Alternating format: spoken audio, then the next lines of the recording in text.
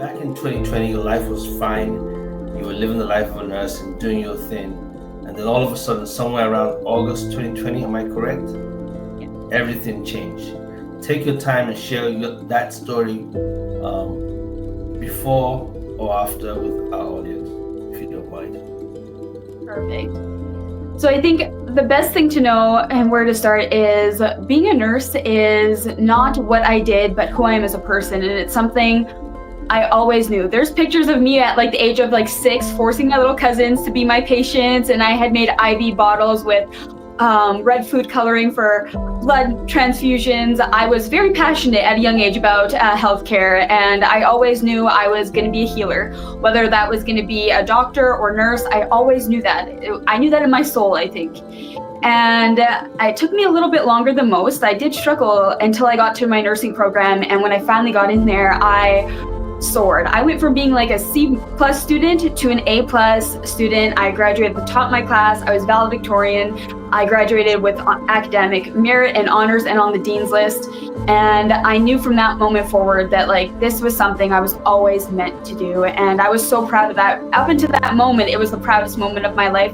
Walking across that stage, getting my pin in front of my family who had traveled very far to come and watch my graduation. And from that moment forward, my life was about to start. And I remember vividly thinking one day on my way to work, this is it. Like me, my boyfriend just bought our first house. I am finally a nurse. I'm in my career. I got a full-time job right out of school. Like, this is it. Life is just starting now, and it's finally here for me. And I was 27 by the time it started. Already, I thought it was much later in life than your life is supposed to start. And I loved it. The thing about that is I was a new nurse in the end of 2019 going into 2020. And as you know, COVID started. And I was a nurse through some of the height of COVID, I would say, and especially where I worked. It was a very small rural hospital. And right away when I started working there, I became part of this beautiful family that was there. It was small. So you got to know everyone very quickly, and they became my family. I saw them more than my real family, so they became my family, and why I showed up for them the way I showed up for them. There's something I truly believe, that everything happens for a reason. I truly believe that there is a reason for everything, whether it's good or bad, whether it is a lesson or something for you to learn along the way. And I also believe that there are signs, and everyone always says follow your gut, and that there are signs that maybe you should watch out for. If something is saying no, if you are late for work because you burn your toes, they say, okay, I'm late because I missed a car accident, I missed all those things. And one night I was on my night shifts, and there was a patient. He was in a state of delirium, and so he was in 2-point restraints, but we didn't have enough staff at the hospital. It was very small, so we only had me and 2 other nurses and 1 healthcare aide. And traditionally, when you have patients in these types of restraints, there needs to be someone with them 24/7, like they can't be left alone, obviously, in case they need water or something. And the person that was watching them was leaving, and I heard him calling out. I was at the nursing station, so I approached the bed, and I told him who I was, what I was doing, and I was going to get him some water, and the water was next to his bedside table. I knew he couldn't see where he was, and I didn't want him to be alarmed or confused, and I walked up to him, but he was a very tall man, and he was able to draw his legs up. And I guess throughout this time, he had been wiggling in his restraints. And so he was able to turn his body ever so slightly. He drew his legs up and he kicked me in the stomach. I'm 5'1" for reference, and I was about 125 pounds at the time, and he was 6'5", I think, and almost 300 pounds. So I flew across the room. And it was like the most, like it knocks the wind out of you, and I was instantly sore. And the doctor, who I referred to as my work dad at the time, said, like, you know what, kid, like, I'll write you a note, stay home tomorrow. Like, you shouldn't come to work tomorrow. And during night shifts, most healthcare workers will get this, that it's very hard to find someone to replace a shift.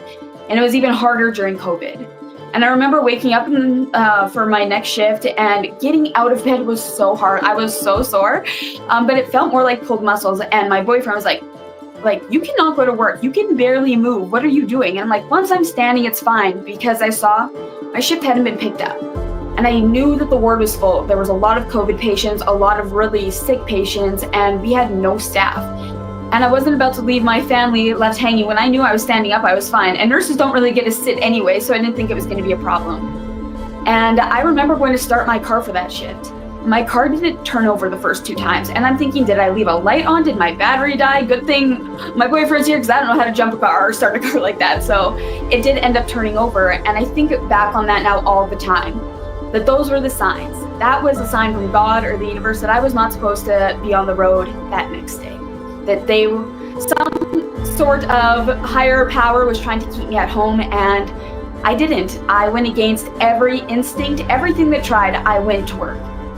And I went. My shift was relatively unremarkable. And the last thing I remember about being at that job actually was laughing with my nursing colleagues at the nursing station. And I think of that often because that would have been the last memory they would have had with me, would have been joy and laughter. And I try to carry that into every situation now. If this is the last time someone is ever going to see me, whether I'm frustrated with them or not, or angry or not, I don't want the last thing for them to remember something poorly. And I think about that often now. And I remember walking outside and the sky was this like beautiful blue. I live in Canada, and that already in August, mid to late August, it was already cold, but the sun was warm. And so I knew it was going to warm up to be like a beautiful day, not a cloud in the sky. And the irony in that now is surreal. Because I just remember, like, this is gonna be a beautiful day. I'm gonna go home, I'm gonna sleep for a little bit and hang out outside with Brian. It's gonna be a great day. Only about 10 to 15 minutes away from home, a reckless driver thought he could beat 4 lanes of highway traffic and sped out in front of me, and I T-boned him going 103 kilometers an hour.